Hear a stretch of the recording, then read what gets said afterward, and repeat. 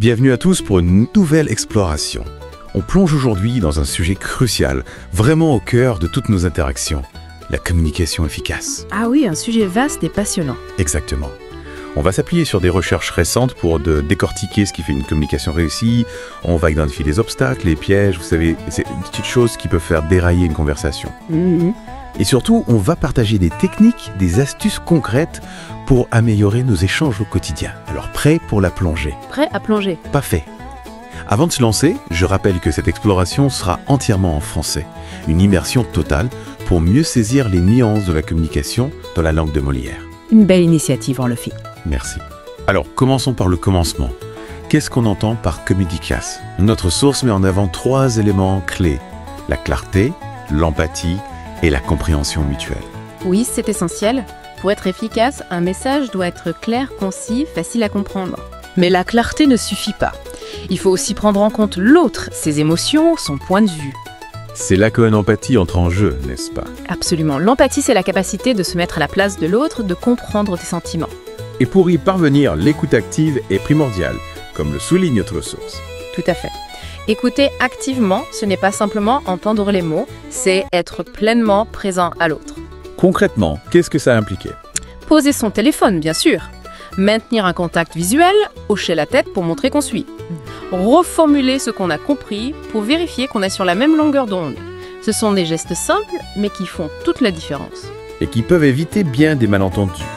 Parfois, on est tellement concentré sur ce qu'on veut dire qu'on en oublie d'écouter vraiment. Oui, c'est un piège courant. Notre source identifie d'ailleurs plusieurs obstacles à une communication efficace.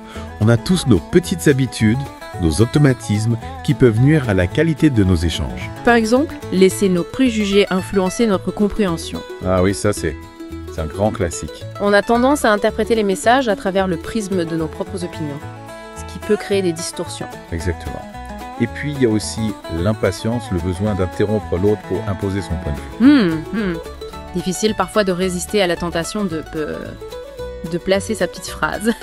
Surtout quand on est passionné par le sujet. Mais heureusement, la source ne se contente pas de pointer du doigt les problèmes.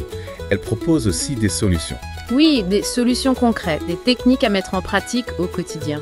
Par exemple, pour exprimer ses émotions sans accuser l'autre, elle recommande l'utilisation des phrases-en-jet. Ah oui, les fameuses phrases-en-jet. Au lieu de dire « tu me stresses », on peut dire « je me sens stressé », comment? Exactement.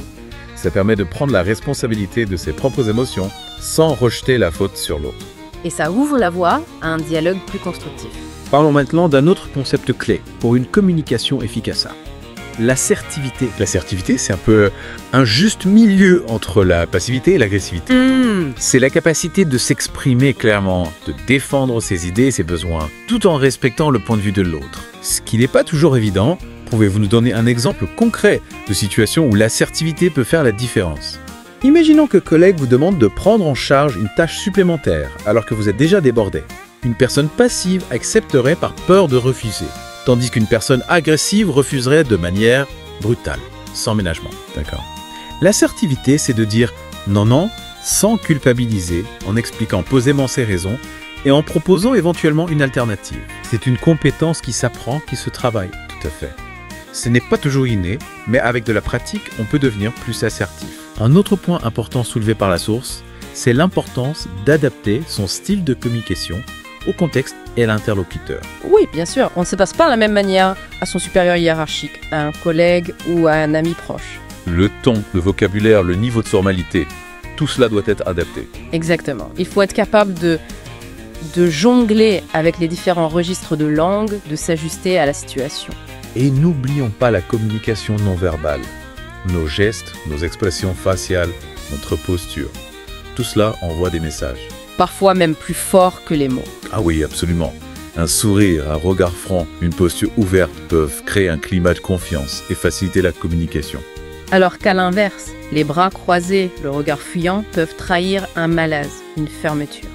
Pour terminer cette plongée, la source propose quelques outils et techniques pour améliorer notre communication. Elle mentionne notamment des exercices de reformulation, d'analyse des situations conflictuelles. L'idée est de prendre de recul sur nos interactions, d'identifier nos points forts, nos axes d'amélioration et de mettre en pratique les techniques apprises. Oui, c'est en s'entraînant, en expérimentant qu'on progresse. Après cette exploration dans l'univers de la communication efficace, quelle est la première chose que vous allez mettre en pratique dès aujourd'hui? Je vous invite à observer attentivement la communication non verbale lors de vos prochaines conversations. Vous serez surpris de découvrir tout ce qu'elle révèle. Excellent conseil, merci beaucoup pour cette plongée enrichissante et à bientôt pour une nouvelle exploration. Avec plaisir.